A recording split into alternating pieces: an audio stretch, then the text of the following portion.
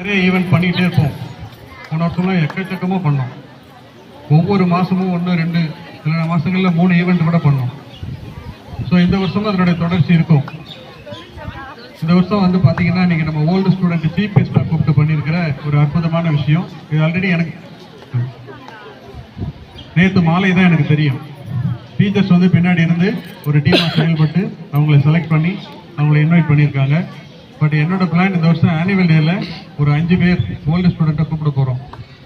So அதுக்கு முன்னோட்டமாக நம்ம teachers வந்து இன்றைக்கி இங்கிலீஷ் கிளப்பில் இவங்க 2 பேர்த்த இன்றைக்கி கூப்பிட்ருக்காங்க.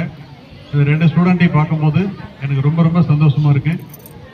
2 ஸ்டூடெண்ட்டுமே பெஸ்ட்டு ஸ்டூடெண்ட். நிறைய கிட்டத்தட்ட இங்கே வந்து 90% ஸ்டூடெண்ட்டு பெஸ்ட்டு ஸ்டூடெண்ட்டு தான். ஒரு 10% தான் கொஞ்சம் ஆசிலேஷன் இருக்குது.